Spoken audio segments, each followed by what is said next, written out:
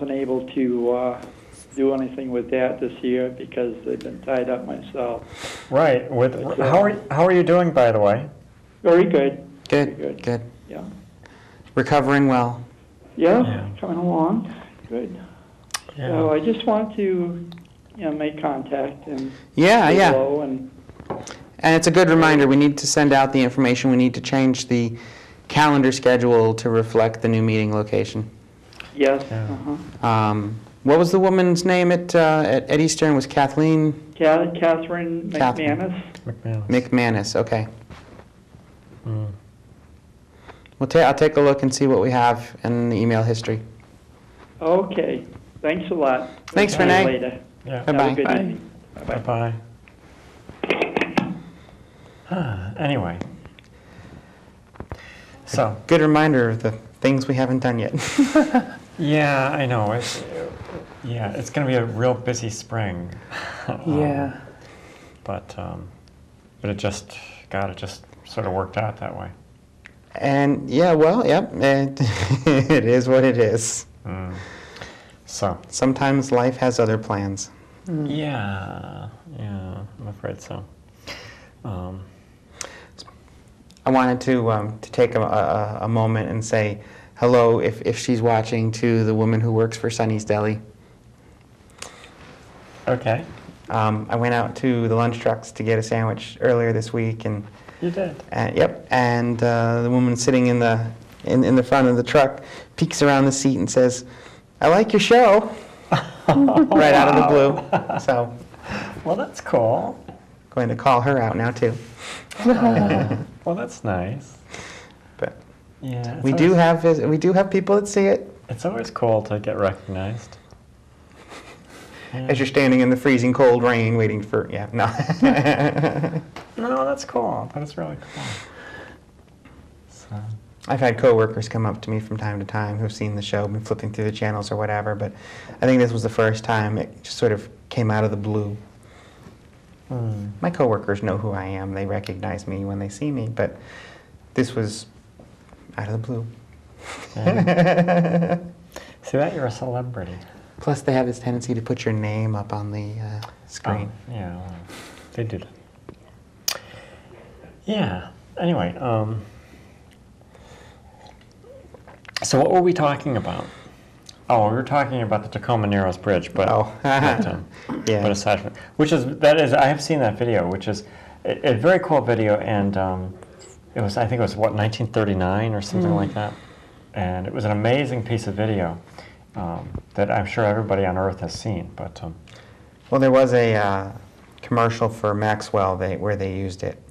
really, Yes, yeah, there was a guy sitting in his car with the shades on, playing the music, and they show the bridge doing its wobble. that was And then he turns the radio off and the bridge settles down. yeah. Well, not the radio, the tape player, the cassette deck. Yeah, that was a very cool thing, though. It was like, oh my God, I would not have wanted to be the engineer that designed that bridge. No. That's a serious embarrassment.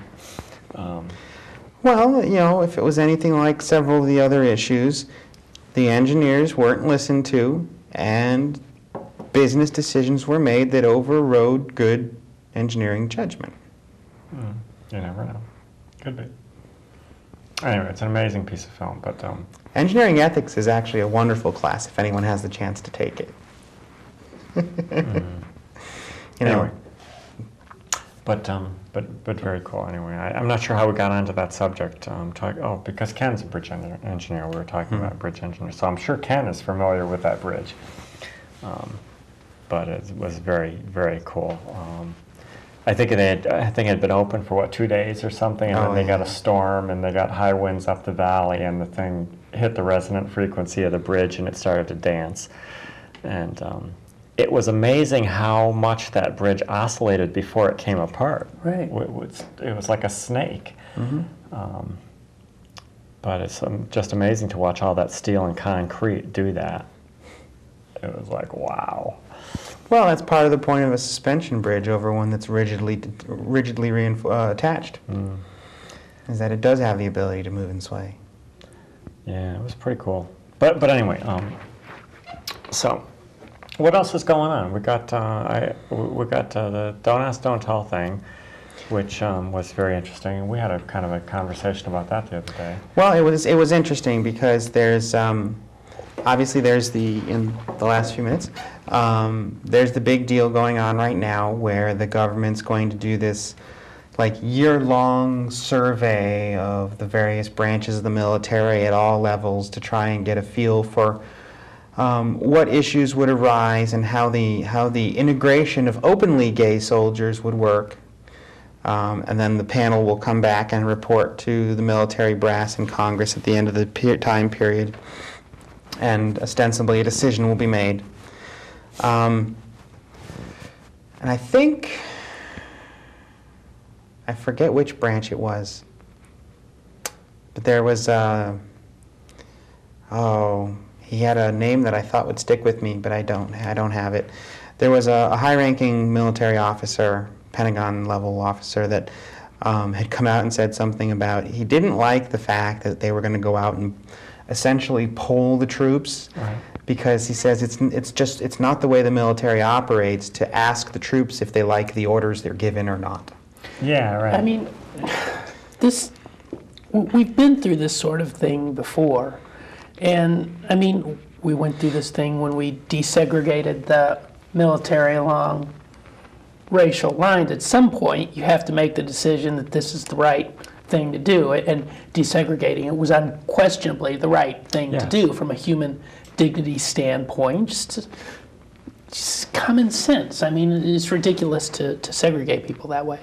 At some point, we're going to have to recognize that this is something that needs to happen. It's difficult to get to that place, but with race, it's pretty widely accepted, strictly through observation, that you don't have any control over the color of your what color skin you're born with. They did have debates over whether it made you more or less of a human being, Right. but it was widely accepted that you had no control over the color of your skin. There are large parts of our country that still do not accept that you have no control over your sexual orientation or your gender identity. And I think that's where the crux of these issues come in, is because you have a group of people that still believe if you just pray hard enough, you can pray the gay away. Yeah, right. Right. And right. as such, it's a behavior that the military can put regulation on.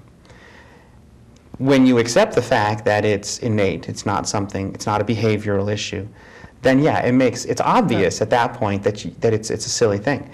What we were talking about the other day, though, is this past week, last Tuesday, the head of the Navy came out and made the executive decision. They'd been talking about it for a while in-house, and made the executive decision that, yep, we're going to break the long-standing ban on women serving on submarines. Oh, yes. Just, that's it, decreed it. So they're going to start with the large ballistic missile submarines and start converting some of the bathrooms and some of the bedrooms to be for women only. And then they'll eventually move through the entire submarine fleet, moving down to the smaller boats. He said roughly 15% of the Navy is female, and they, at this point, have no idea how many of them would volunteer for submarine service. I wouldn't be surprised if it was a substantial number. It takes a very special person Oh, yeah. to serve on a submarine. Well, true. And I also wouldn't be surprised if there weren't that many. Right. But regardless of that. anything else, people that submariners or submariners, if they prefer, they are a different bunch. To be, I couldn't do it.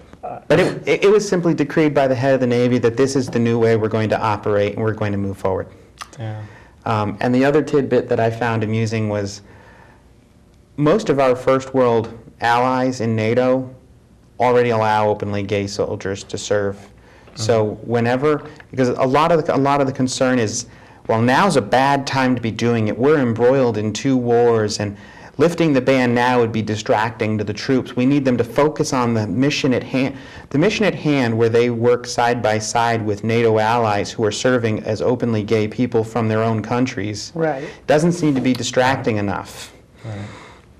Right. That's Now, interesting. I agree, what other militaries do should not be the basis for what we do, but I think it's very informative that Right. having openly gay British soldiers serving side by side is not distracting. And we are out of time.